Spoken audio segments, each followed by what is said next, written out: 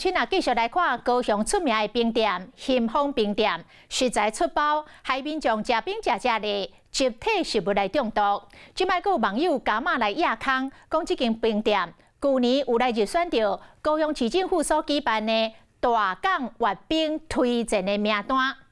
国民党的议员是靠说到市长陈其迈推荐这个有问题的冰店，啊，市政府是深夜来反击，谴责这议员的言论是恶意造谣言。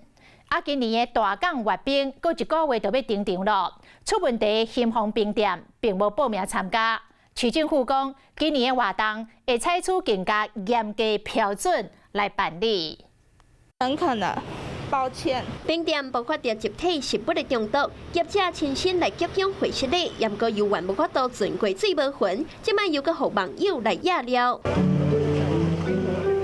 去年放假举办的大港阅兵的活动，即开始出包的新丰冰店，嘛伫咧入选的推荐名单内底，即嘛互拿赢的议员争着机会。美高雄市长陈其迈甲口水真正想无，现在要推荐有问题的冰店。出了状况了后，将全部责任拢撒互网友，更加提出质疑，规模900万的活动，敢讲市长都无责任？为什么稽查过后、检验过后还是问题一大堆呢？难道是卫生局渎职吗？还是你观光局说谎呢？陈其迈自己只能2选1。市政府有错就面对，我们要做的应该是检讨下次办活动的 SOP。活动去互质疑。市府就马上跳出来驳回，第一时间就派人去稽查，而且命令业者停业，一切拢照法律来办。议员的言论涉嫌散布不实的消息，恐惊是失去风范，而且佫强调举办这种观光的活动是为着要推广城市，假使议员是为着声量乌白来乱批评，实在就让人感觉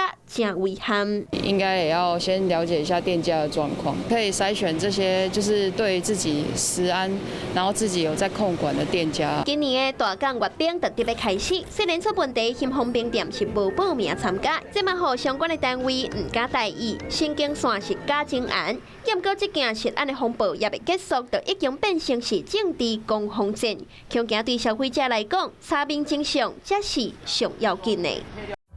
我是李文，想要关注体育的朋友们，记得收看52动起来，然后还要订阅我们的 YouTube 频道，赶快按赞、订阅、开启小铃铛。